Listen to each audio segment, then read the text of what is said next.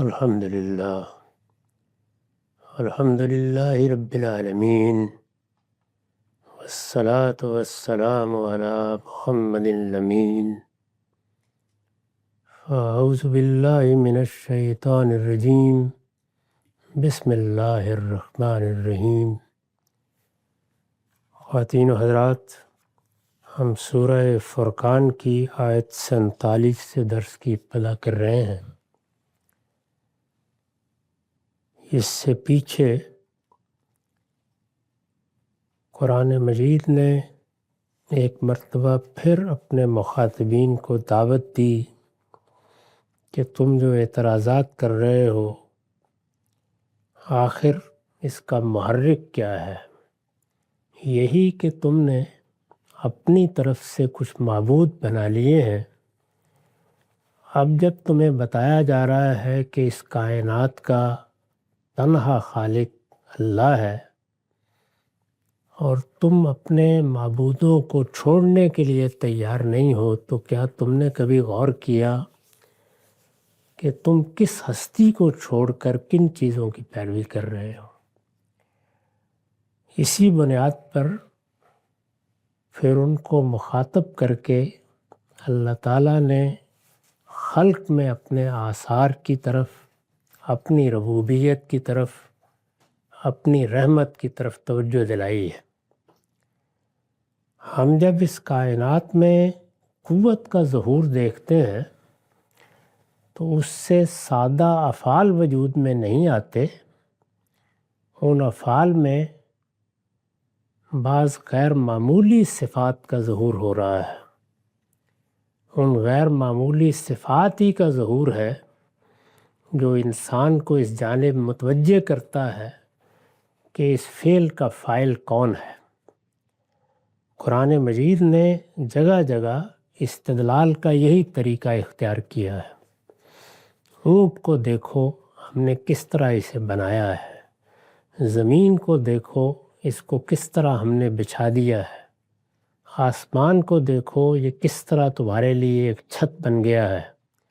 ایسے ہی دن اور رات کی گردش، سورج کا مختلف مراحل سے گزرنا، چاند کا اپنے منازل تک پہنچنا، یہ سب چیزیں انسان کو یہ بتانے کے لیے اس کے سامنے ایک تصویر کی طرح نمایاں کی جاتی ہیں کہ یہاں تم خلق کو بھی دیکھ سکتے ہو اور ان صفات کو بھی جو اس کے خالق کی صفات ہیں۔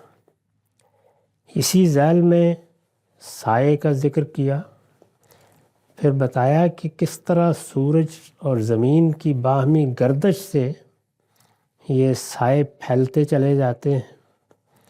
سورج کس طرح رہنما بن کر تمہارے لیے یہ اہتمام کرتا ہے، اور پھر جب ہم فیصلہ کر لیتے ہیں کہ رات آنی چاہیے تو کس طرح وہ اس کو ہر روز سمیٹ لیتا ہے۔ اس کے بعد ارشاد فرمایا وَهُوَ الَّذِي جَعَلَ لَكُمُ اللَّيْلَ لِبَاسًا وَالنَّوْمَ سُبَاتًا وَجَعَلَ النَّهَارَ نُشُورًا۔ وہی ہے جس نے رات کو تمہارے لیے پردہ اور اس میں نیند کو باعث راحت بنایا۔ یعنی اس دنیا میں انسان کی سہولت کے لیے، انسان کی راحت کے لیے، انسانی فطرت سے اس فطرت کو ہم آہنگ کر دینے کے لیے جو اہتمام کیا گیا ہے وہ اتنا گوناگوں ہے کہ اس کا انسان ذکر کرتا چلا جائے تو آیات الہی کبھی ختم نہیں ہوتی۔ رات کو تمہارے لیے پردہ بنا دیا۔ دن کی سرگرمیاں ہیں، ان میں انسان اپنے لیے معاش کی جدوجہد کرتا ہے، اس کو اپنے منصوبے پایہ تکمیل تک پہنچانے ہوتے ہیں، اپنی ذمہ داریاں ادا کرنی ہوتی ہیں۔ جیسا کہ سورہ مزمل میں رسالت مآب صلی اللہ علیہ وسلم کے بارے میں فرمایا کہ اِنَّ لَكَ فِي النَّهَارِ سَبْحًا طَوِيلًا۔ دن تو معاش کی، معیشت کی، سیاست کی، معاشرت کی، دعوت کی، جہاد کی سرگرمیوں کے لیے ہے، لیکن کیا انسان اس کا تحمل کر سکتا ہے کہ وہ انہی سرگرمیوں میں شب و روز بسر کرتے؟ اس کو آرام کی ضرورت ہوتی ہے، اس کو سکون کی ضرورت ہوتی ہے، اس کی فطرت تقاضا کرتی ہے کہ وہ ان سب چیزوں سے الگ ہو کر اپنے آپ کو پھر اس قابل بنائے کہ وہ ان سرگرمیوں میں حصہ لے سکے۔ اس کو اس کے پروردگار نے کس طرح رات اور دن میں تقسیم کر دیا ہے، اور رات کس طرح ایک حجاب بن کے آتی ہے، لباس بن کے آتی ہے، ایک پردہ بن کے آتی ہے، اور انسان کو گویا اس پردے میں لپیٹ لیتی ہے۔ اس کے لیے یہ ظلمت کتنی راحت بخش ہو جاتی ہے، اور یہ اس کو کس طرح پرسکون کر دیتی ہے، یہاں تک کہ وہ آرام کی نیند لے کر اپنی کلفت دور کر کے صبح پھر نئی سرگرمیوں کے لیے تیار ہو جاتا ہے۔ وہی ہے جس نے رات کو تمہارے لیے پردہ اور اس میں نیند کو باعث راحت بنایا۔ یہ حقیقت ہے کہ نیند روز آتی ہے، آسانی سے آ جاتی ہے، لیکن اگر خدا نخواستہ انسان کسی ایسی بیماری میں مبتلا ہو جائے جہاں نیند آنکھوں کے قریب نہ آئے تو کیا حالت ہو جاتی ہے۔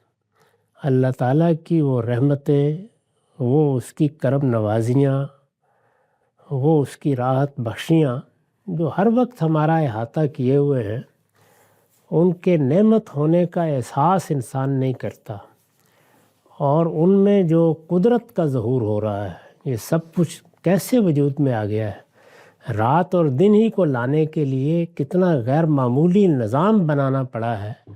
انسان جب اس پر غور کرتا ہے تو اسے اندازہ ہوتا ہے کہ وہ جس چیز کا مشاہدہ کر رہا ہے اس میں ایک ذات بول رہی ہے، وہ غیر معمولی صفات کی حامل ذات ہے، اور اس کی صفات کو وہ اپنی آنکھوں سے دیکھ رہا ہے۔ نیند کو باعث راحت بنایا۔ میں نے لکھا ہے آیت میں لفظ سباتن استعمال ہوا ہے۔ باعث راحت کے لیے جو لفظ آیا ہے وہ سبات کا لفظ ہے۔ اس کے اصل معنی کاٹنے کے ہیں۔ نیند کو سبات اس لیے کہا ہے کہ یہ عمل کو منقطع کرتی ہے، یعنی ہم جن سرگرمیوں میں مصروف ہوتے ہیں، جن کلفتوں کو برداشت کر رہے ہوتے ہیں، جس طرح کی جدوجہد ہمارے لیے ناگزیر ضرورت بنی ہوتی ہے، اس کو یہ کاٹ دیتی ہے آگے۔ یہ نیند آتی ہے، عمل کو منقطع کرتی ہے، اور اس طرح انسان کو راحت اور سکون حاصل کرنے کا موقع بہم پہنچاتی ہے۔ مطلب یہ ہے کہ وہ اللہ ہی ہے جس نے نیند کو دافع کلفت بنا کر تمہارے لیے یہ اہتمام کیا ہے۔ وہ اگر یہ نعمت نہ دیتا تو ذرا کبھی اس کے بغیر 2-4 دن بسر کر کے دیکھ لو انسان کا کیا حال ہو جاتا ہے۔ وہ اللہ ہی ہے جس نے نیند کو دافع کلفت بنا کر تمہارے لیے یہ اہتمام کیا ہے کہ رات کی راحت بخش چادر اوڑھ کر سو جاؤ تاکہ از سر نو زندگی کی سرگرمیوں کے لیے تازہ دم ہو سکو۔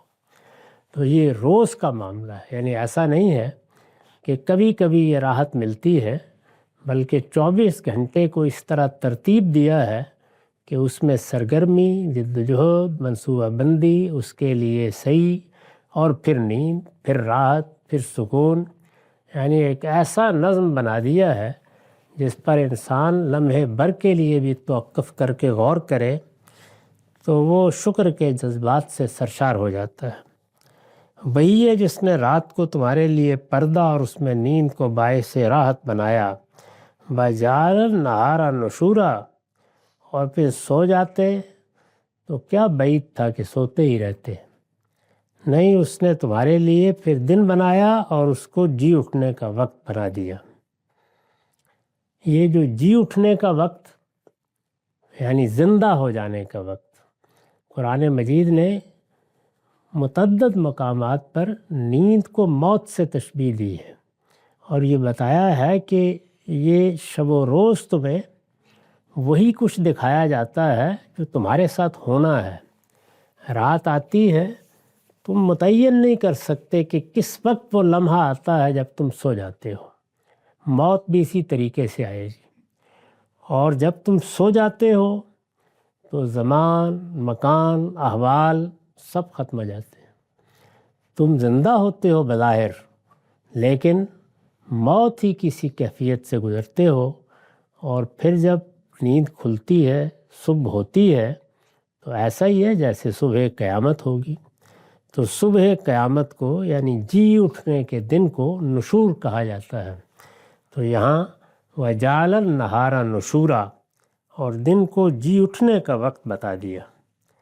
اس پر حاشیہ ہے، یہ نہایت لطیف اسلوب میں اشارہ کر دیا ہے کہ ہر صبح گویا ایک روز قیامت ہے، یعنی ہر دن ہم موت کی وادی میں داخل ہوتے ہیں تو گویا سور قیامت پھونکا جاتا ہے اور موت واقع ہو جاتی ہے، اور ہر صبح ہم اسی طرح اٹھتے ہیں جس طرح قیامت کے دن اٹھیں گے۔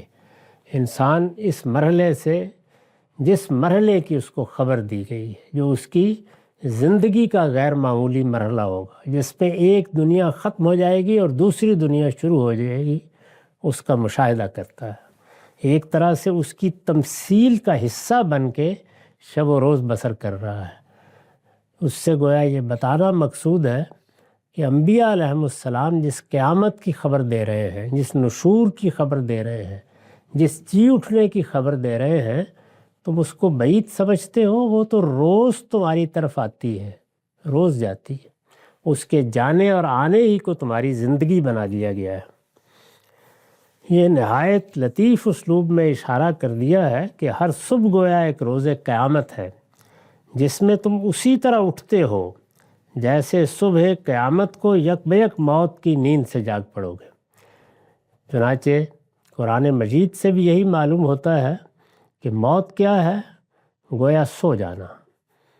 قرآن مجید نے بتایا ہے کہ جب لوگ اٹھیں گے قیامت میں تو وہ حیرت سے پوچھ رہے ہوں گے کہ من بعثنا من مرقدنا، یہ ہماری خوابگاہوں سے کس نے ہم کو جگا دیا۔ وہی کیفیت ہوگی۔ چنانچہ جو عذاب قبر کی روایات ہیں ان میں بھی بڑی تفصیل سے یہی معلوم ہوتا ہے کہ لوگوں کو سلا دیا جائے گا، یعنی ابتدائی کچھ مراحل سے گزارنے کے بعد جب وہ اس دنیا سے رخصت ہوں گے تو پھر سلا دیا جائے گا۔ اور نیکوکاروں کے بارے میں روایتوں میں یہ الفاظ آتے ہیں کہ فرشتے یہ کہہ کر ان کو سلا دیں گے کہ نم کا نومت العروس، جیسے کسی موقع پر تم نے دیکھا ہوگا کہ دلہن سو جاتی ہے، اسی طرح آپ سو جاؤ اور اب قیامت ہی میں اٹھے گو۔ جیسے صبح قیامت کو یک بیک موت کی نیند سے جاگ پڑو گے۔ قرآن کا اعجاز ہے کہ محض ایک لفظ نشور کے استعمال سے اس نے بات کو کہاں سے کہاں پہنچا دیا ہے، یعنی ایک لفظ استعمال کیا ہے اور یہ ساری داستان گویا اس لفظ کے اندر مضمر کر دی ہے۔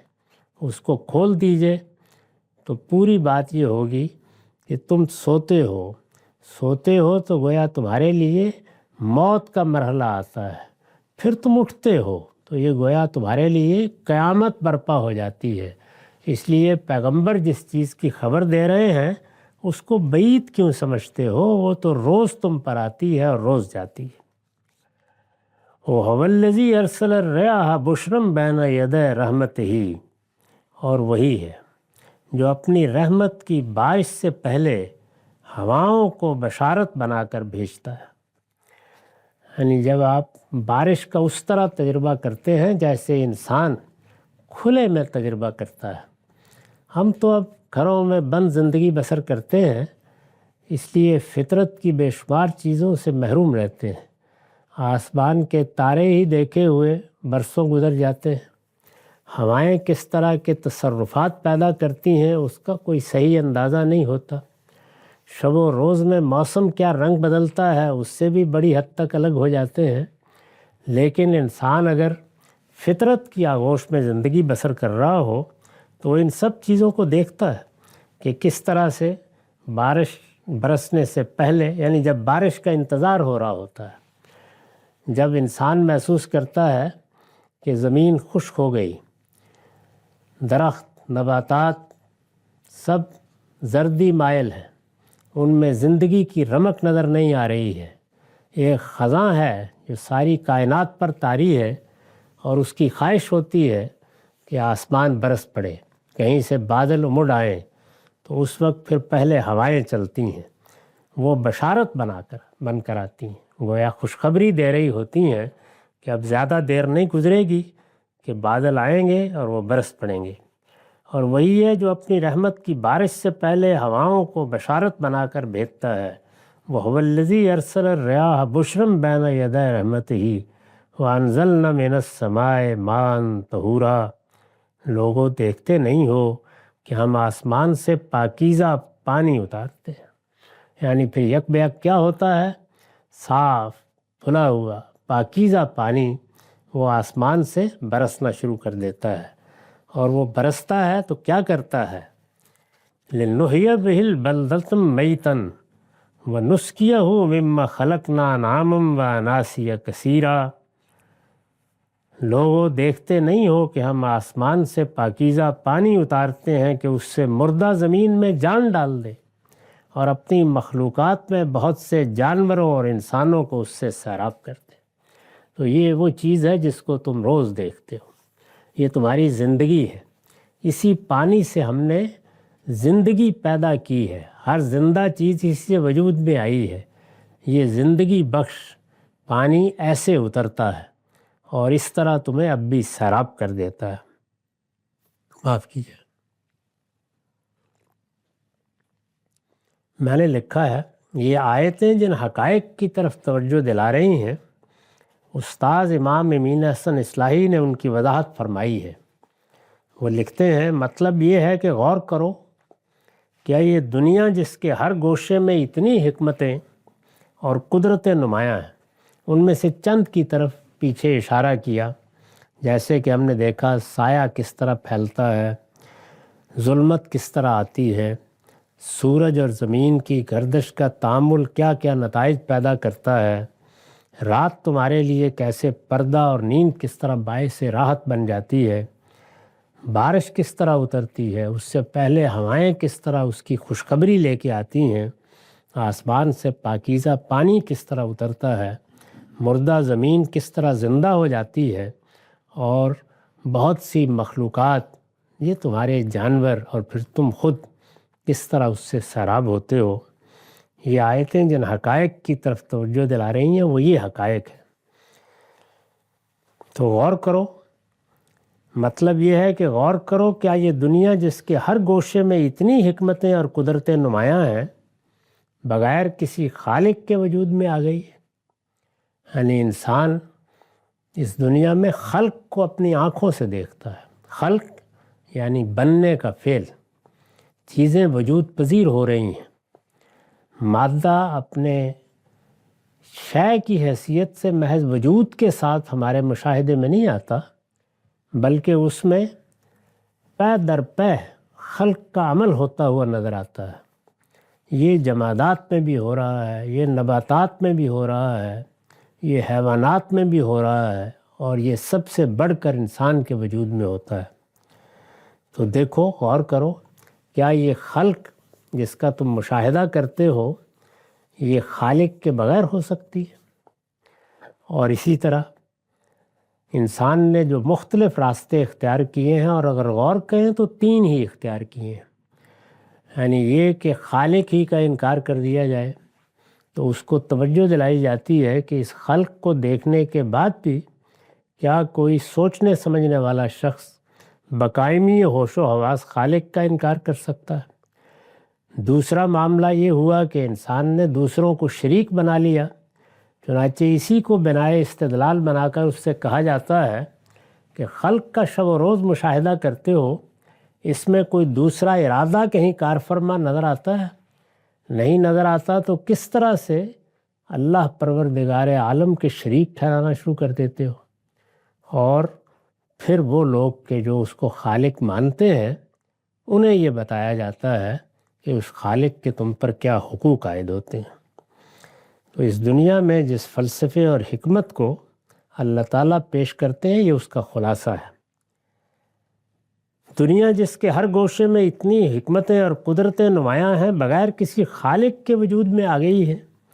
یہ سب کچھ یعنی یہ جو کچھ پیچھے بیان ہوا ہے یہ سب کچھ محض کسی اندھی بحری علت العلل کا کرشمہ ہے. یعنی ایسا ہے کہ جیسے کسی نے پانی میں ایک پتھر پھینک دیا اور لہریں اٹھتی چلی جا رہی ہیں. کیا یہ واقعہ ایسا ہی ہے؟ کسی اندھی بحری علت العلل کا کرشمہ ہے. آسمان سے لے کر زمین تک، ابر، ہوا، بارش اور انسان و حیوانات کی ما یحتاج میں یہ ربط آپ سے آپ پیدا ہو گیا. یعنی صرف یہی نہیں کہ یہ چیزیں ہیں، اشیاء ہیں، ان کے مابین ازداد ہیں، ان کے مابین ہم آہنگی کے لیے بظاہر کوئی چیز نظر نہیں آتی لیکن وہ ہم آہنگ ہوتی ہیں. ان کا تنوع وحدت میں ڈھل جاتا ہے. وہ ایک دوسرے کے لیے محتاج اور محتاج علیہ کی حیثیت اختیار کر لیتی ہیں. یہ سب تم دیکھتے ہو. آسمان سے لے کر زمین تک، ابر، ہوا، بارش اور انسان و حیوانات کی ما یحتاج میں یہ ربط آپ سے آپ پیدا ہو گیا ہے. کیا ازداد کی، یعنی یہ جو کنٹرڈکشنز ہیں، یہ ایک دوسرے کے مقابل میں لوگ کھڑے ہیں، چیزیں کھڑی ہیں، صفات میں الگ ہیں، اور بظاہر ایسے لگتا ہے کہ یہ ایک رزمگاہ بنی ہوئی ہے. کیا ازداد کی اس باہمی ہم آہنگی کے مشاہدے کے بعد یہ تصور کیا جا سکتا ہے کہ اس کے اندر مختلف ارادے کار فرما ہے؟ یعنی رات میں اگر کسی اور کا ارادہ کار فرما ہو تو وہ اسی طرح قانون کے دھاگے سے بندھی ہوئی آئے گی، اور دن اگر کسی اور کے ارادے سے ظہور پذیر ہوتا ہو تو وہ اسی باقاعدگی کے ساتھ طلوع ہوتا رہے گا. یہ کیسے باتیں سمجھتے ہو؟ کیا رحمت و ربوبیت کا یہ اہتمام انسان پر رب رحمان و رحیم کی طرف سے کوئی ذمہ داری عائد نہیں کرتا؟ تو قرآن مجید یہاں سے بات کو اٹھاتا ہے کہ خلق کا مشاہدہ کرتے ہو. خلق وہ چیز نہیں ہے جس کے لیے کہیں ماضی میں جانے کی ضرورت ہے، سائنسی آلات کی ضرورت ہے، مستقبل میں دیکھنے کی ضرورت ہے. خلق تو تمہارے مشاہدے کی چیز ہے. آنکھوں سے دیکھتے ہو، کانوں سے سنتے ہو.